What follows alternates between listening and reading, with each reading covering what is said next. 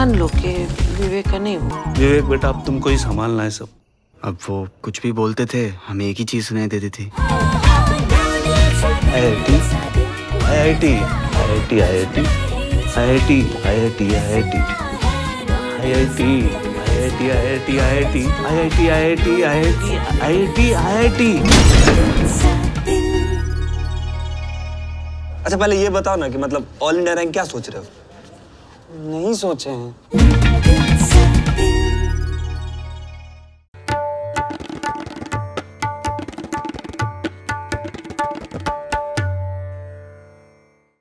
नमस्कार, the red mic में आपका स्वागत है। हम आज उस शख्स से बात करने वाले हैं जिसके गानों में, जिसकी बातों में उन तमाम लोगों की बातें होती हैं जो बेहद आम है, जो छोटे शहरों से हैं, जिनका कल्चर थोड़ा सा अलग है, मिडिल क्लास की बातें हैं। और इनके गानों में आपने रोमांस भी सुना होगा और थोड़ा क्रांति और थोड़ा थोड़ा आपने कल्चर की भी झलक ली होगी।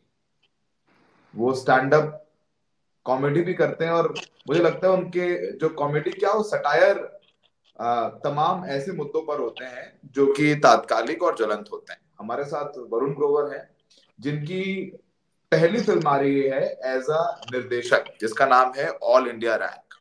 उसका ट्रेलर रिलीज हो गया है।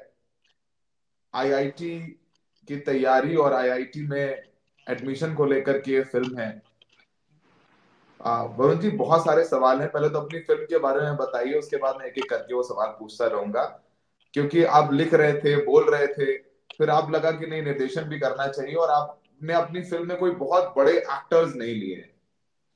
जी जी, तो ये फिल्म है, इसका नाम है all India rank. All India rank जो है एक कहानी है 1990 के दशक में सेट। तो लेट 90s में, जिस उम्र में मैं 17 साल का हुआ, जिस दशक में, उसी दशक में ये बच्चा जो फिल्म में है विवेक, वो 17 साल का होता है लखनऊ में। और 17 साल की उम्र के साथ जो बहुत सारे हमारे ऊपर प्रेशर आते हैं हिंदुस्तान में।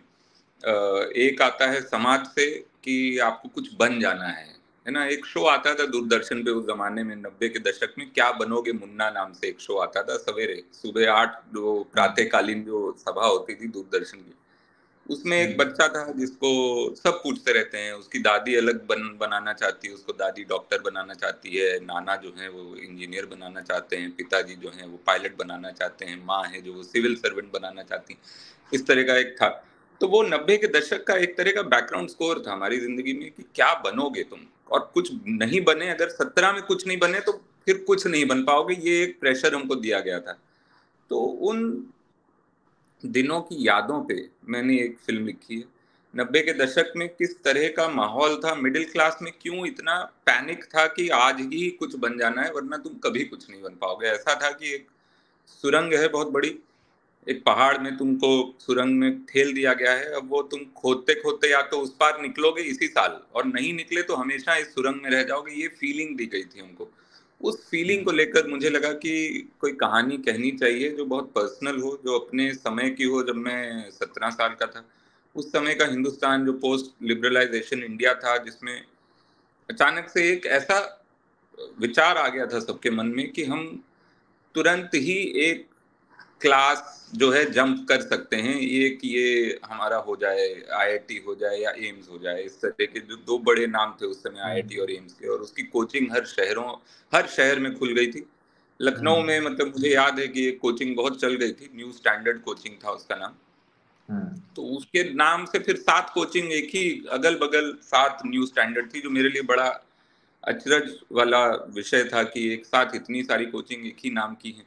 तो वो जो माहौल था, वो माहौल कहाँ से उपजा, एक तो फिल्म उसके बारे में, और उस माहौल से एक बच्चा कैसे जूझता है जो 17 साल का है। तो ये कहानी है ऑल इंडिया रैंक। इसमें गाने भी हैं, इसमें कॉमेडी है, इसमें ड्रामा है। बहुत मैंने कोशिश की है कि उस समय को जितना प्रामाणिक तरह से हम पकड़ पाएं और जितने हल्के हाथ से पकड़ पाए। उसमें ऐसा कोई बहुत बड़ा स्टेटमेंट देने की कोशिश नहीं है, बस प्यार है एक तो उस समय के लिए, और उस बच्चे के लिए जो 17 साल का है उस समय, और जिसपे पूरी दुनिया चाहती है कि तुम इसी साल तय कर लो कि क्या बनना है।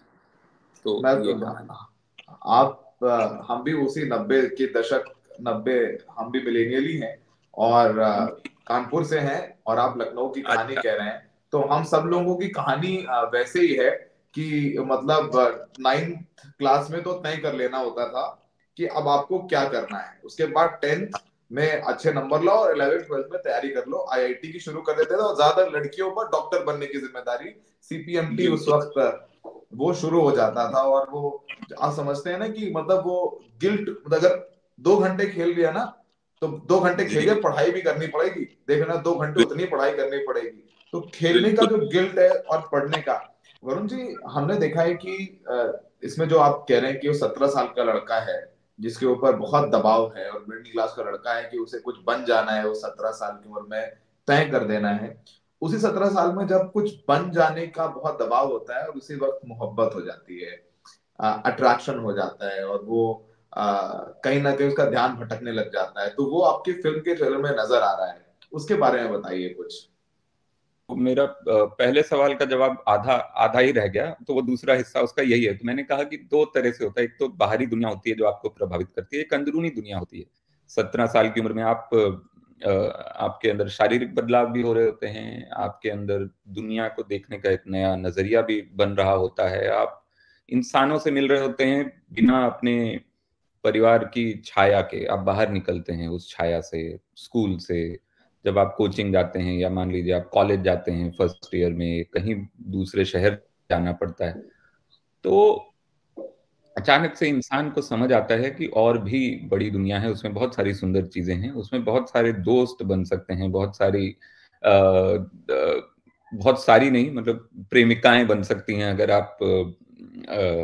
आपको किसी से प्यार हो गया। और उस उम्र में खास करके 90 के दशक में तो प्यार भी ऐसा होता था कि वो सामने वाले को पता ही नहीं है कि आपको उससे प्यार है, आप बस दूर से प्यार कर रहे हैं और वो भी दूर से कोई आपको प्यार कर रहा है, आप किसी को कर रहे हैं, कोई आपको कर रहा है, किसी को कभी पूरी जिंदगी पता नहीं चल रहा है कि वो प्यार हो रहा है। ये 90 के दशक में होता था बहुत ज्यादा, जिसकी वजह से जावेद अख्तर साहब ने कहा भी है अपने 1-2 इंटरव्यूज में कि हमारे गाने जो हैं खास करके फिल्मों के 90 के दशक तक हमेशा सिर्फ शारीरिक सुंदरता पे क्यों होते थे, क्योंकि शारीरिक सुंदरता के अलावा आप देख ही नहीं पा रहे हैं किसी को, नजदीक तो आप जा नहीं पा रहे हैं, आप किसी से इंटरेक्ट कर नहीं पा रहे हैं, बात कर नहीं पा रहे हैं। आप इंसान के अंदर और कितने आयाम होते हैं एक इंसान के, तो आप जान नहीं पाएंगे जब तक आप बात नहीं करेंगे। और बात करने की ना हिम्मत होती थी, ना समाज में अनुमति होती थी उतनी उस समय।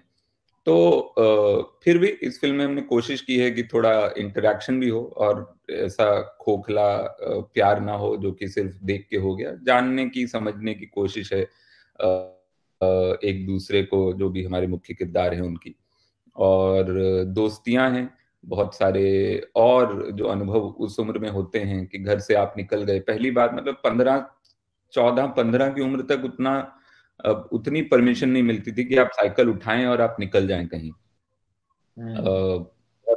वैसा रहता था कि बताना पड़ेगा, अच्छा कहाँ जा रहे हैं, कितने बजे वापस आएंगे, जबकि उन दिनों क्योंकि फोन भी नहीं होता था, ये नहीं है कि कॉन्स्टेंटली कोई आपको ट्रैक कर रहा है, आप बता सकते हैं कि हम भैया यहाँ पत्रकारपुरम के आगे एक जगह बैठ कर चाट खा रहे हैं, वो नहीं होता था। तो आपको बताना पड़ता था। फिर एक उम्र आती है 16 की, जहाँ पे माता पिता को कॉन्फिडेंस आ जाता है कि अच्छा ठीक है, अब ये आप जाओ साइकिल उठा के और देखो कब आना है। ये खैर ये प्रिविलेज ये लड़कों को ज्यादा होता था कि आप 9 बजे भी वापस आ सकते हैं, आप 9:30 भी वापस, 9:30 के ऊपर तो नहीं होता था उस समय भी लखनऊ में। 9, 9:30 तक आपको वापस आना ही। और अगर 9, 9:30 तक 9:30 आप आए हैं तो अक्सर माँ जो है वो बाहर टहलती हुई दिखती थी गेट पर, थोड़ी सी परेशान की आया नहीं, 9:30 हो गया।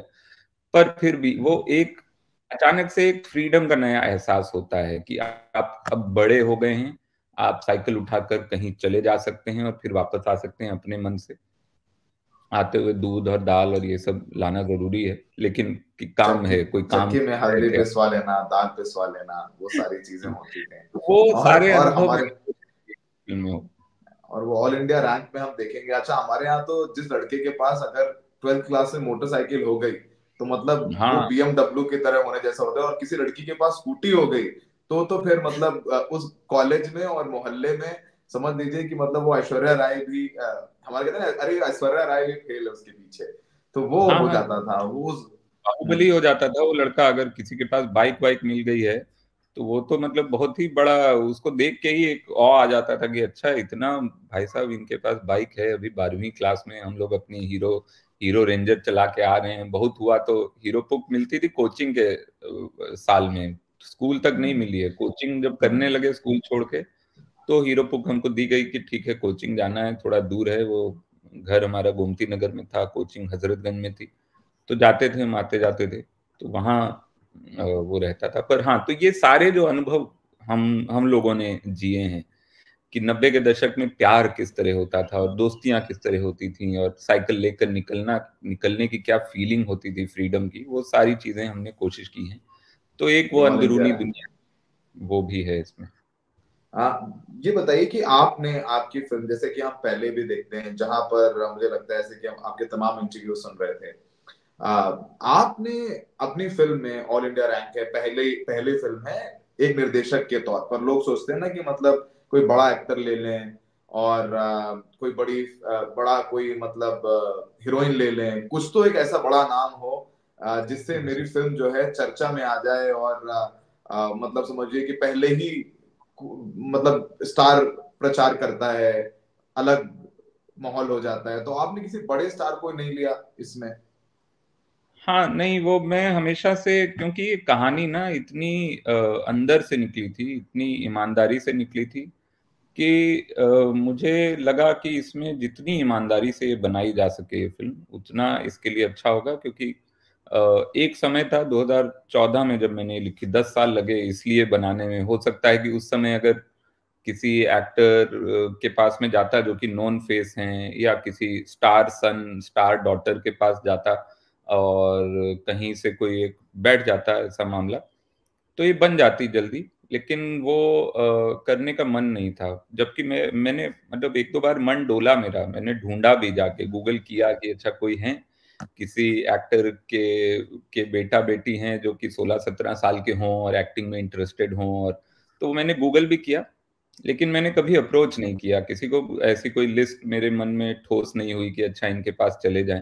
और मैं इंतजार करता रहा कि कोई मिले, कोई प्रोड्यूसर ऐसा मिले जो इस पे भरोसा दिखाए, इस कहानी पे, और कहे कि आप पूरी ईमानदारी से इसको बनाइए, जैसे भी है अच्छा एक्टर आप ऑडिशन से ढूंढिए। और बहुत हमने ऑडिशन किए, और हमारी खुशकिस्मती है कि हमको बोधिसत्व शर्मा जो हैं वो मिल गए। बहुत करीब विवेक का किरदार, जो मुख्य किरदार है फिल्म में, विवेक के किरदार के लिए 1000 से ज्यादा बच्चों का ऑडिशन हुआ। उनमें से 250-300 ऑडिशन तो मैंने खुद देखे, बाकी कास्टिंग बे नाम की जो कास्टिंग एजेंसी है उन्होंने ऑडिशन किए। 250-300 ऑडिशन मैंने खुद देखे। उसमें से हमने कुछ 15-20 को पहले शॉर्टलिस्ट किया, फिर उनसे बात की, उनसे दोबारा ऑडिशन करवाया, फिर उसमें से 4 सिलेक्ट किए हर रोल के लिए। तो 4 मुख्य रोल हैं इसमें, विवेक है, सारिका है, रिंकू है और चंदन है। ये 4 जो कि 17-18 साल के बच्चे हैं जो वहाँ कोचिंग में एक साथ मिलते हैं। तो हर रोल के लिए हमने फिर 4 एक्टर्स को शॉर्टलिस्ट किया, और ये सारे के सारे ऑडिशन हमने, इनफैक्ट हमने कोशिश की कि हम बम्बई में एक भी ऑडिशन ना करें, बम्बई के रहने वाले किसी भी एक्टर को ऑडिशन ना करें। हमने सारे ऑडिशन जो है बम्बई से बाहर किए। हमने पटना में, कलकत्ता में, लखनऊ में, कानपुर में, भोपाल में, दिल्ली में, जयपुर में, तो इन जगहों पे ऑडिशन हमने किए। जो एक हिंदी पट्टी है जहाँ के बच्चों की हिंदी साफ हो, हम ये चाहते थे। हम ये चाहते थे कि वो एक्सेंट जरा भी ना हो। इंटरनेशनल स्कूल से ठीक है आप पढ़े हो, वो कोई दिक्कत नहीं है, लेकिन ये ना हो कि आपकी पूरी जो अपब्रिंगिंग है वो एक जो डिज्नी और जो भी विदेशी एक भाषा के जरिए हुई हो। तो हम चाहते थे कि हिंदी साफ हो, क्योंकि हमको 90 के दशक का लखनऊ दिखाना था। तो उस समय का लखनऊ और उस समय की लखनऊ की जो हिंदी थी साफ, और लड़की जो फिल्म में किरदार है समता सुदीक्षा ने जो प्ले किया है, जो कि फिल्म में सारिका नाम से है, तो वो फिल्म में भी वो पटना से ही है वो लड़की। तो हमको समता जो है वो पटना से मिली। हमको रिंकू जो किरदार है आयुष पांडे, वो हजारीबाग के हैं। वो वहां से ही, बल्कि वो पहली बार ही शायद बम्बई आए थे हमारी फिल्म के लिए। इससे पहले उन्होंने बम्बई ना देखा, ना उन्होंने फिल्म कैमरा देखा था। वो वहाँ थिएटर करते थे, थिएटर के जरिए उन तक किसी ने पहुंचा दिया कि एक ऑडिशन हो रहा है। उन्होंने अपने गांव के घर से ऑडिशन बना के भेजा था, गांव का ही घर था, और वहां पे उन्होंने ऑडिशन फोन पे बनाया था, और वो इतना अच्छा हमको लगा कि अच्छा ठीक है, ये तो बड़ा, इसमें कुछ यूनिक है, एकदम अनछुआ है, एकदम नया है, बहुत एकदम, अभी एक्टिंग उन्होंने कोई ज्यादा सीखी नहीं है, 19-20 साल के, 19 साल का था वो जब ऑडिशन भेजा था उसने। तो इस तरह से हमको सब नए लोग मिले, और उससे फिल्म में जो एक एनर्जी आई है, जो ईमानदारी आई है, वो मुझे बहुत ज्यादा जरूरी लगी, बजाय इसके कि ठीक है कोई एक बड़ा स्टार हो या कोई एक स्टार सन। और उनसे मुझे मतलब ऐसा है कि उस बहुत सारे टैलेंटेड स्टार सन स्टार डॉटर हैं भी, ऐसा नहीं है कि वो मतलब उससे कोई नाज है, उससे कोई दिक्कत है, पर यहाँ पे ये प्रोसेस यही था कि हम चाहते थे कि जो वहाँ बड़ा हुआ हो उन शहरों में, अब 90 के दशक में बड़ा हुआ हो वो तो फिर मेरी उम्र का हो गया, कम से कम उम्र तो उम्र 17-18 साल की हो, और देखे हो वो शहर, इस तरह के लखनऊ कानपुर। तो ये बताइए वरुण जी कि आपने बताया कैसे आपने इनको सेलेक्ट किया, और आप 10 साल पहले से तैयारी कर रहे थे इस फिल्म की, और आपने खुद लिखा, खुद डायरेक्ट किया, आप प्रमोशन भी कर रहे हैं।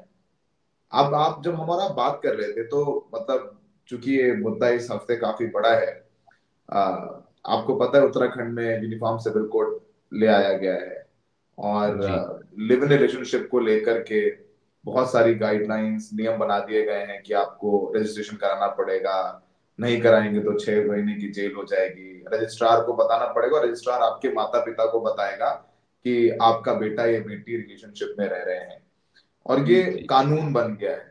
और ऐसे में उस वक्त जब हम देख रहे होंगे ऑल इंडिया रैंक, जिसमें 17 साल की लड़की को मोहब्बत हो जाती है, और ये तमाम कुछ शहर के लोग दिल्ली बंबई आते हैं और रिलेशनशिप में रहते हैं, या दूसरे शहरों में रिलेशनशिप लिव इन में रहते हैं, जिनके माँ बाप कतई नहीं मानेंगे कि उनका बेटा या बेटी रिलेशनशिप में रहे, लिव इन में रहे। इस पर आपका क्या कहना है? सॉरी, गई और वीडियो भी रुक गया है। आपका इंटरनेट थोड़ा सा गड़बड़ है भैया, जहां आप बैठे हुए हैं। हाँ वही रहा हूँ। खैर, तो मैंने आधा सवाल सुना कि ये ऐसे वक्त में जब लोग ऑल इंडिया रैंक देख रहे होंगे, उसके आगे मैं नहीं सुन पाया। हाँ, ऑल इंडिया रैंक देख रहे होंगे, और उसी वक्त ये कानून बन चुका है कि आपको लिव इन रिलेशनशिप में अगर आप हैं किसी लड़के लड़की के साथ, तो आपको सरकार को बताना पड़ेगा, और सरकार आपके माता पिता को ये बताएगी कि आपका बेटा या बेटी लिव इन में रह रहे हैं। और हमारे शहरों में तो हमारे पेरेंट्स जितना भी प्रोग्रेसिव हो जाएं, पर ये स्वीकार नहीं कर सकते। इस पर आपका क्या दृष्टिकोण? बिल्कुल जी, मुझे लगता है कि पहली बात तो ये बड़ा ही विचित्र सा कानून है मेरे हिसाब से। जहां दुनिया ज्यादा पर्सनल फ्रीडम की तरफ जाने की कोशिश कर रही है, वहां पे अगर आपको बताया जाए कि आप एक, इसमें 2-3 दिक्कतें हैं। एक तो ये कानून अपने आप में मेरे हिसाब से बहुत ही रिग्रेसिव है। दूसरा ये है कि इसमें जो ये कह रहे हैं कि आप बताइए कि आप किस दिन रिलेशनशिप में आए, तो आज के ज़माने का इनको या तो अंदाज़ा नहीं है कि हम किस दुनिया में रह रहे हैं, जहाँ पे या इन्होंने इम्तियाज़ अली की फिल्में कम देखी हैं, जिसमें कि कई साल लोग रिलेशनशिप में रहने के बाद भी उनको पता नहीं चलता है कि हम रिलेशनशिप में हैं। और इम्तियाज अली की फिल्में जो हैं वो बड़ी प्रामाणिक हैं आज के प्यार को लेकर, इसलिए इतना ज्यादा यूथ उनसे कनेक्ट करता है। उनको लगता है ये समझता है, ये इंसान समझता है कि हम प्यार करते हैं, है ना। तो वो उन फिल्मों में तो लोग 8-8 साल रिलेशनशिप में रहने के बाद भी उनको पता नहीं चलता है कि वो रिलेशनशिप में है, और जिस दिन पता चलता है उसी दिन ब्रेकअप हो जाता है। तो ये जो बताने की जो आपको वो लगाई गई है, आपके ऊपर एक क्लैंप लगाया गया है कि आप बता दीजिए, तो क्या बजे प्यार हुआ वो भी बताना पड़ेगा फिर तो, कि हम 2 बजे हमको प्यार हो गया इस इंसान से, लेकिन वो इंसान ने शाम को 6 बजे हमको कहा कि प्यार हुआ है, तो ये डेडलाइन कौन सी है। तो ये इस तरह के जो ये कानून है, ये इससे एक तो ये समझ में आता है कि बहुत ही ग्राउंड रियलिटी से बिल्कुल कटा हुआ सा ये कानून है। दूसरा है कि इसके पीछे की मंशा जो है वो बड़ी रिग्रेसिव है, वो एक तरह से कंट्रोल करना है को, और फ्रीडम ऑफ चॉइस को अपनी एक तरह की, कि हम कब किस इंसान के साथ किस तरह से रह रहे हैं। रिश्ते दो ही तरह के नहीं होते हैं ना, कि ये एकदम ही मैंने प्यार किया का डायलॉग याद आ गया, उसमें वो मोहनीश बहल पूछते हैं भीड़ से खड़े होकर ऊपर छत पे कि एक लड़का और लड़की सिर्फ दोस्त हो सकते हैं क्या, और लोग कहते हैं कि नहीं हो सकते, लेकिन सिर्फ दोस्त भी तो हो सकते हैं। बहुत सारे ऐसे होंगे जो सिर्फ दोस्त होंगे, अभी उनको जाके आप इल्जाम लगाएं कि वो लिव इन में हैं।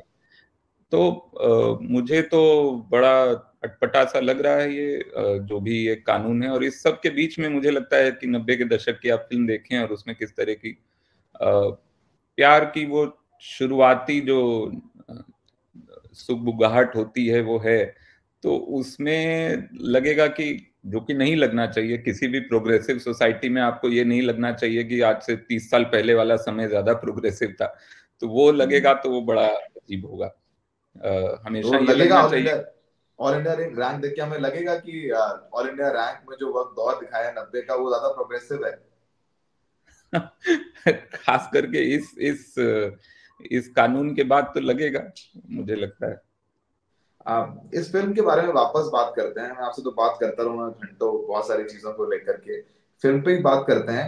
इसमें जो मम्मी पापा का कैरेक्टर है, मम्मी पापा का किरदार भी उस दौर में मतलब जबरदस्त, मतलब मम्मी पापा तो होते ही जबरदस्त है। हमारी मम्मी और अभी भी मतलब वही सीधे कानपुर जाते हैं तो वही सारी चीजें होती हैं कि अब यहाँ 12-1 बजे तक शूट रिपोर्टिंग कर रहे हो, शूट कर रहे हो, लेकिन वहां 9:30 बजे घर आ जाओ। देखो भैया, देखो ये दिल्ली नहीं है, अब तुम दिल्ली की तरह रहो, यहाँ 9:30 बजे आ जाओ। मम्मी हमें भैया ही कहती हैं। ज्यादातर मम्मियां हमारे शहरों में अपने बच्चों को, लड़कों को भैया ही कह रही होती हैं। भैया ही कहती हैं। और वो फिल्म में भी हमारी जो माँ है, जो गीता अग्रवाल ने प्ले किया है, मंजू रानी, तो वो भी अपने बेटे को भैया ही कहती हैं, विवेक को, फिल्म में। क्योंकि हाँ, हमारे यहाँ लखनऊ, कानपुर, बनारस में तो भैया ही कहा जाता है और बड़े प्यार से कहा जाता है।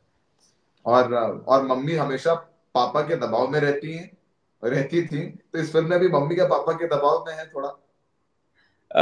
इस फिल्म में दोनों आयाम हमने दिखाए हैं कि मम्मी शुरू में रहती हैं क्योंकि पापा डिसाइड कर लेते हैं कि बेटे को आईआईटी जाना है। मम्मी का मन नहीं है, ऐसा कोई बहुत बड़ा मम्मी का सपना नहीं है कि बेटा आईआईटी निकाल ले और बेटे को घर से दूर भेज दिया जाए कोचिंग के लिए। लेकिन धीरे धीरे जो माँ है वो अपना गुस्सा भी जाहिर करती हैं, अपना जो मत है, अपना व्यू पॉइंट है, और उनका ज्यादा क्लैरिटी वाला व्यू पॉइंट है जो धीरे धीरे फिल्म में आता है। और मैं आगे नहीं कहूंगा, स्पॉइलर होगा, लेकिन हाँ, वो माँ का एक माँ की जो क्लैरिटी है वो इस फिल्म में हमने दिखाई है।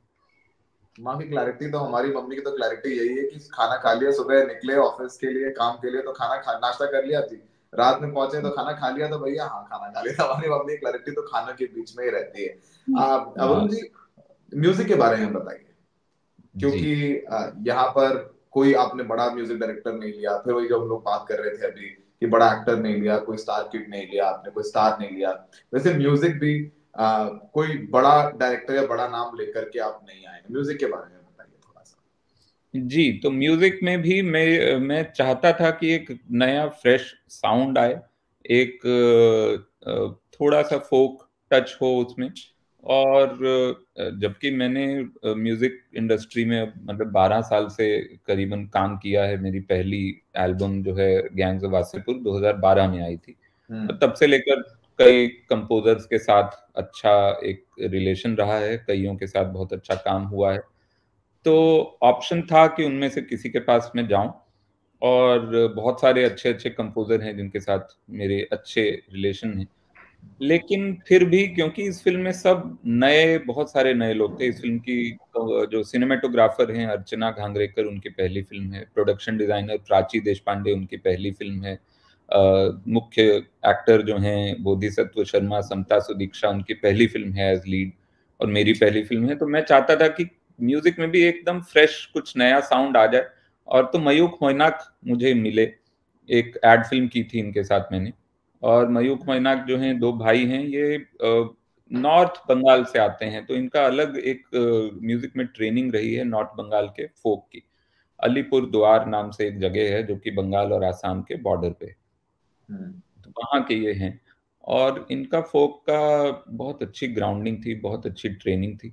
और एक चीज मुझे जो और अच्छी लगी वो ये कि शब्दों को लेकर बड़े पक्के हैं कि शब्द जो लिखे गए हैं वो इनको बहुत अच्छे से कंपोज कर लेते हैं मीटर में, और ऐसा नहीं है कि एक शब्द बदल दीजिए या दूसरा शब्द बदल दीजिए। मुझे बड़ा मजा आया उनके साथ काम करके एड फिल्म में। और फिर इस फिल्म का एक कविता मैंने लिख के दी इनको, जो कविता ही थी, कविता थी और उसमें वो ऑलमोस्ट मुक्त छंद की कविता थी। उसमें ये भी नहीं था कि बहुत बहर मिली हुई है या काफिया ठीक है, एकदम मुक्त छंद थी, वो नई कविता जैसी थी। वो मैंने दे दी इनको और उसको बड़ा अच्छा कंपोज करके इन्होंने फोक टाइप धुन में बना दिया। और तो मुझे बहुत अच्छा लगा कि ये यहाँ एक्सपेरिमेंट हो सकता है शब्दों को लेकर, क्योंकि मेरी फिल्म थी, पहली फिल्म एज डायरेक्टर, और फिर लिरिक्स मैं इतने सालों से करता रहा हूँ, तो लिरिक्स करने का बहुत मन था, गीत लिखूं। और मैं चाहता था कि ऐसे गीत लिखूं जिसमें मुझे ये पाबंदी ना हो कि धुन ये है और उसी धुन पे लिखना है, और उस धुन में भी जो भी शब्द ऊपर नीचे नहीं हो सकते हैं। तो वो फ्रीडम मिला, और मयूख मोइना का टैलेंट मुझे बहुत प्रभावित कर गया शुरू में ही। तो एक कविता मैंने लिखी थी, सब अच्छी बातें हैं किताबों में, सब सुंदर रातें हैं किताबों में, सब फेयर हैं लवली हैं, सब उड़ती मछली हैं, सब चिकने पन्ने हैं, सब मीठे गन्ने हैं, सब पक्के पक्के हैं हिसाबों में, सब अच्छी बातें हैं किताबों में। ये दुनिया रंगों की उल्टी है, कम चलती है ढेर फिसलती है। ये दुनिया भेड़ों का जंगल है, जंगल में एक अंधा सा कुआं है, कुएं में हर भेड़ ही कूदेगी। ये एजुकेशन सिस्टम पे एक तरह का मैंने सटायर लिखा था। ये दुनिया भेड़ों का जंगल है, जंगल में अंधा एक कुआं है, कुएं में हर भेड़ ही कूदेगी, तैरेगी या फिर कि डूबेगी। ये दुनिया भेड़ों की उल्टी है, ये दुनिया भगवान की गलती है, उलझी है एब्स्ट्रैक्ट जवाबों में। ये दुनिया सब अच्छी बातें हैं किताबों में। तो ये बड़ी विचित्र सी कविता थी, मैंने दे दी और वो उन्होंने कंपोज की। बड़ा अच्छा, ये गाना मेरे ख्याल से अगले 2-3 दिन में हम लोग रिलीज भी करने वाले हैं। तो आप देखिएगा कि ये कविता को कितना अलग तरह से इन्होंने कंपोज किया है, और एकदम फोक भी है उसमें, और एक तरह का एक्सपेरिमेंट भी है जो नुक्कड़ नाटक जैसा एक्सपेरिमेंट है। तो बड़ा मजा आया। तो वो एक कारण था। और मुझे लगता है कि हमने 5 गाने जो इस फिल्म में बनाए हैं, इसमें विशाल भारद्वाज जी ने एक गाना गाया है, और वो बहुत कम होता है कि विशाल जी किसी और की फिल्म में गाना गाते हैं, लेकिन हम लेके गए उनके पास और उनको पसंद आया, उसकी धुन भी पसंद आई, उसके शब्द पसंद आए, तो वो उन्होंने कहा ठीक है हम गाएंगे आपके लिए। और एक शाहिद माल्या ने गाया है, और बाकी सब तरह के इसमें हमने लेकिन कोशिश की है कि 90 की याद आ जाए, 90 के दशक की। एक गाना है जो कि इंडी पॉप उस समय का, जो अलीशा चिनाय का मेड इन इंडिया जैसा गाना था, तो उस तरह का भी एक गाना है, क्योंकि वो टीवी पे बज रहा है, एक इंडी पॉप गाना। तो वो बहुत सारे उस तरह के एक्सपेरिमेंट हुए हैं इस फिल्म में। आज ये वरुण जी, क्योंकि ये दौर जो है नेटफ्लिक्स का है, अमेज़न का है, जी और तमाम तरीके की ओटीटी हैं, आप एक बड़ा रिस्क तो नहीं कहूंगा, लेकिन एक बड़ा फैसला है कि नहीं मैं थिएटर में लेके जाऊंगा ये फिल्म को और थिएटर में रिलीज करूंगा।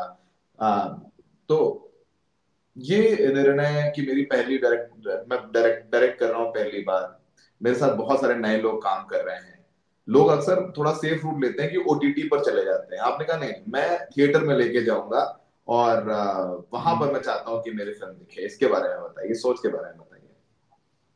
जी, मुझे लगता है कि एक तो ये है कि 2 हैं इसमें। एक आइडियोलॉजिकल रीजन है, वो ये है कि ये जो बंटवारा किया जा रहा है ना आजकल की, ये छोटी फिल्म है इसको ओटीटी पे ले जाओ, और ये बड़ी फिल्म है इसको थिएटर में ले जाओ, मैं उससे सहमत नहीं हूँ। मुझे लगता है कि हर फिल्म को थिएटर में देखने से उसका एक तो प्रभाव ज्यादा होता है। बड़े पर्दे के लिए हमने बनाई है, हमने वो सोचकर उसमें डिटेलिंग की है, उसमें पीछे कहीं छोटी सी एक कहीं पे कोने में एक घड़ी रखी है जो कि आपको टीवी पे नहीं दिखेगी, वो आपको बिग स्क्रीन पे ही दिखेगी। और वो घड़ी वो है जिससे कि हम कितने साल अलार्म से उठते रहे, वो टू टू टू टू टू बजता था, एक छोटा अलार्म ना, वो उसमें बिल्कुल बिल्कुल याद है। कंपनी की वो घड़ी थी।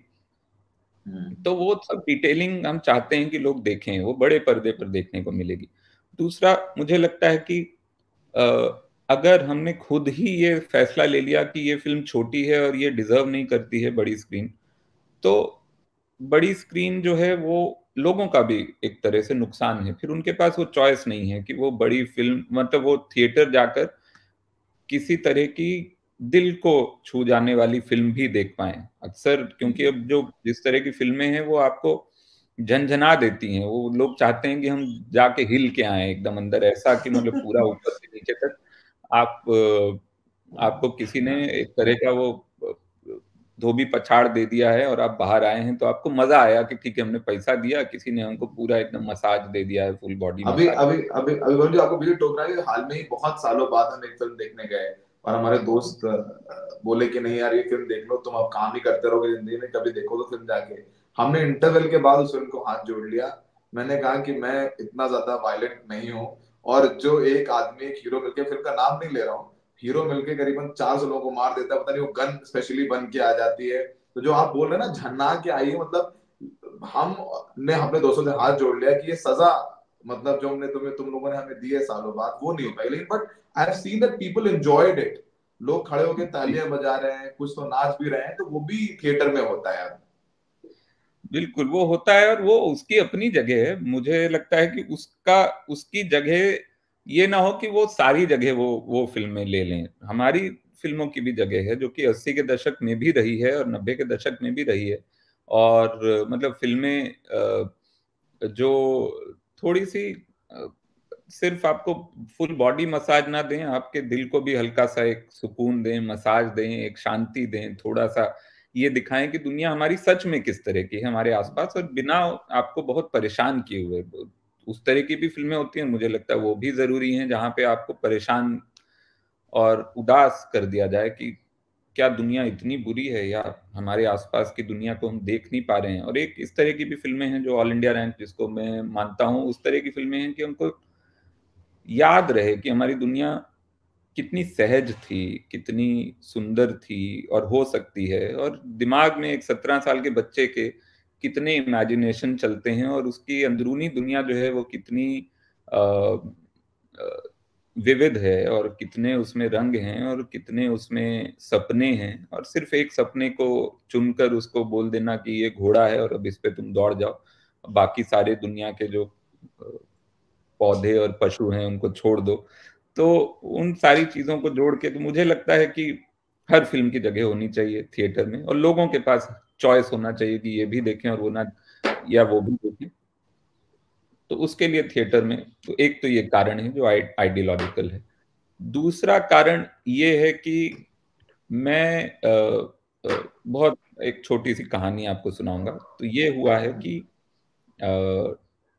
1947 में जब मेरे दादाजी पार्टीशन के बाद हिंदुस्तान आए, पाकिस्तान में रहते थे पंजाबी, वहाँ फैसलाबाद नाम की जगह में। तो लोग पार्टीशन के बाद यहाँ आए, जगाधरी नाम की जगह हरियाणा में, वहाँ सेटल हुए। तो मेरे दादाजी के 3 बेटे, 1 बेटी। तो मेरे पिताजी सबसे छोटे हैं घर में। तो 2 बड़े बेटे जो हैं, मेरे 2 बड़े ताऊजी और मेरे दादाजी ने मिलकर जगाधरी में जीवन यापन के लिए साइन बोर्ड पेंटिंग का काम शुरू किया। तो वो दुकानों के साइन बोर्ड बनाते थे। जगाधरी में 1950 के दशक में थिएटर खुला, 52-54 में शायद खुला होगा। तब मेरे बड़े ताऊजी जो हैं शायद 18 साल के होंगे, 16 साल के होंगे, और दूसरे ताऊजी 14-15 साल के होंगे। तो दादाजी ने उनको बोला कि भाई ये थिएटर के पोस्टर बनाने का काम आ गया इनके पास, क्योंकि ये लोग पेंटर थे। तो पोस्टर बनाते थे। अब दोनों बेटे जो हैं वो बनाना शुरू किया उन्होंने। दादाजी तो फिल्में देखते नहीं थे, बेटों को ही काम दे दिया। बेटों ने बोला कि हम भी फिल्म देखेंगे। फिर जाके थिएटर खुला था, पोस्टर यही बनाते थे, इन्हीं के बने हुए पोस्टर वहां लगते थे, तो थिएटर वाला उनको फ्री में एंट्री दे देता था। तो मेरे पिताजी को भी साथ लेके जाने लगे। अब वो उनको था कि भाई हमको राज कपूर बनाना है अगर पोस्टर में, तो राज कपूर को देखना तो पड़ेगा ना। वो सिर्फ एक लॉबी कार्ड आता था, उसको कॉपी करके बनाना बड़ा मुश्किल है, बड़ा पोस्टर। तो वो देखने लगे और वहां से फिल्मों का एक शौक हो गया मेरे दोनों ताऊ जी लोग को और मेरे पिताजी को। वो फिल्मों का शौक और कहानियों का शौक फिर चलते-चलते मुझ तक पहुँचा जब मैं बचपन में मेरे पिताजी ने बहुत फ़िल्में मुझे दिखाई, किताबें पढ़ाई। तो अब जाके जब मेरी पहली फ़िल्म आ रही है और उसका जो पहला पोस्टर आया, तो ये भी एक बात है कि हमने जब पहला पोस्टर और फ़िल्म का जो टाइटल फ़ॉन्ट है, ऑल इंडिया रैंक जो लिखा हुआ है, वो असल में हमने एक street painter, sign board painter से ही बनवाया है। तो हमारे जो डिज़ाइनर हैं एलन शॉ, जिन्होंने कि वैसे फ़िल्म का जो फ़ॉन्ट वगैरह डिज़ाइन किया, लेकिन उन्होंने कहा कि ये जो है फ़िल्म के एनिमेशन भी एलन शॉ ने किए हैं, जो खुद पेंटर हैं। तो उन्होंने कहा कि ये जो टाइटल है ऑल इंडिया रैंक जो लिखा है, इसलिए आप देखेंगे अगर ध्यान से तो उसमें जो नीचे लाइन लगी रहती है, जो पहले पेंसिल से लिखा जाता है, वो भी हल्का सा निशान हमने रहने दिया है, ताकि वो समझ आए कि ये स्ट्रीट साइन बोर्ड पेंटर ने बनाया है। तो ये साइन बोर्ड पेंटर हैं, उनसे बनवाया है। तो एक तरह से ये मेरे लिए एक पूरा फुल सर्कल है, दादाजी से जो कहानी शुरू हुई थी। तो ये थिएटर में लगनी ज़रूरी है ये फ़िल्म, क्योंकि ये एक पर्सनल रीज़न है कि एक तरह का कि वो थिएटर में फ़िल्में देखनी उन्होंने शुरू की और पोस्टर बनाने शुरू किए। वहाँ से हमारा परिवार इतना वहाँ से, क्योंकि खाली हाथ आए थे, कुछ था नहीं, एकदम पार्टीशन से ज़्यादातर जो लोग आए थे और एक छोटे से कमरे में पूरा संयुक्त परिवार रहता था। वहाँ से ये हुआ कि उस पेंटिंग के काम से जो पैसे मिलते थे, उससे मेरे पिताजी जो सबसे छोटे थे घर में, उनको पढ़ाया गया और मेरे पिताजी पढ़ लिख गए और जाके फिर वो इंजीनियर बने मिलिट्री इंजीनियरिंग सर्विस में। तो वहाँ से पूरा एक सफ़र है। तो मेरे लिए एक तरह का ये पर्सनल वो भी है कि पोस्टर थिएटर में लगना चाहिए, सिनेमा हॉल में। अभी बातचीत खत्म करते हैं। ये बताइए आखिरी बात आपसे कि जब हम लोग फिल्म देखने जाएंगे, और मैं जरूर ये फिल्म देखने जाऊंगा और मम्मी पापा को साथ लेके जाऊंगा, तमाम मेरे दोस्तों को भी लेके जाऊंगा, क्योंकि ये फिल्म हम सब, मेरे दोस्त भी, हम भी उसी दौर के हैं, हम भी उसी दौर में बड़े हो रहे थे और उन्हीं शहरों में बड़े हो रहे थे। और फिर जब वो यहाँ पर आ गए, या दिल्ली में है या बंबई में या दूसरे शहरों में चले गए, तो फिर वो भाग दौड़ में लग गए और वो जो धीरे धीरे वो चीजें थी ना, वो वक्त ही नहीं मिलता कि बैठ के उस पर बात करें। थोड़ा हंसी भी आती है कि लड़की को पता नहीं, दो लड़के लड़ रहे हैं, ये मेरी है, वो कह रहे हैं मेरे दो लड़के लड़ रहे हैं, लड़की को पता ही नहीं कि मेरे लिए लड़ रहे हैं। तो वो सब हम लोगों ने देखा है, महसूस किया, और हम सब उसको धीरे धीरे भूलते जा रहे हैं अपनी जिंदगी में। तो जब हम लोग ये फिल्म देखने जाएंगे वरुण जी, और जब निकल रहे होंगे, तो वो 90 वाला सौरभ शुक्ला या 90 वाला सुमित या 90 वाला संकेत उपाध्याय वो हमें मुस्कुराते हुए बाहर लेकर के आएगा। बिल्कुल, मेरे ख्याल से मेरी पहली कोशिश यही है कि आप जब बाहर निकलें, और मैं चाहता हूं और बड़ी मेरे लिए सफलता की एक निशानी होगी इस फिल्म की, कि अगर आप बाहर निकलते हुए अपने बचपन को याद करें, 90 के दशक को याद करें और मुस्कुराहट के साथ याद करें।